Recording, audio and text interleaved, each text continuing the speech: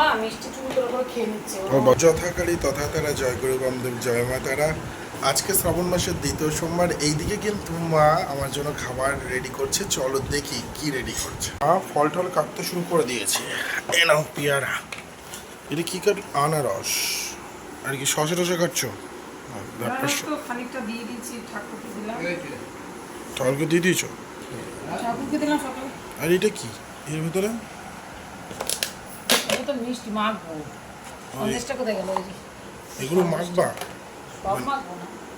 ও আচ্ছা, সেই ব্যাপার স্যাপার। এই ফলটা কি এখন খাবো? হ্যাঁ সবই খা, তার উপোস নেই। না, এখন উপোস নেই।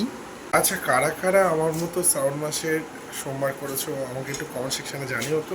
আছে হচ্ছে আনারস, এইদিকে আছে হচ্ছে শসা, এইদিকে আছে হচ্ছে পেয়ারা। চলো তাহলে শুরু করি পেয়ারা দিয়ে ভোজন। এইদিকে কিন্তু রেডি হচ্ছে সাবু। চিনি টিনি দিয়ে দিচ্ছ? এবার এর ভেতরে কি মিষ্টি মাছটা দিয়ে দেবে নাকি? এর ভেতরে মিষ্টি চলে যাচ্ছে এখন। এটা সাংঘাতিক মিষ্টি, এটা দিলা কেন? হ্যাঁ সবই মিষ্টি। এই যে এটা মাকে দে। এটা অতিরিক্ত মিষ্টি। এখন চলছে, হ্যাঁ খাবি না? এই যে এখন চলছে মাখামাখি। এই সঙ্গে এই মিষ্টিগুলো না সাংঘাতিক মিষ্টি, এই মিষ্টি খাওয়া যায় না। মাখামাখি শেষ হয়ে গেছে? দিয়ে দিলাম না নারকেল। থাকবে। তোমরা খাবে না? না আমি খাবো। কেন?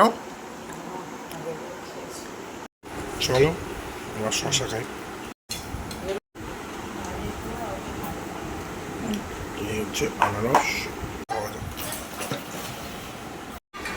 যাদের খাবার রেডি, বাবার জন্য তুলতে পারতো তো একটু।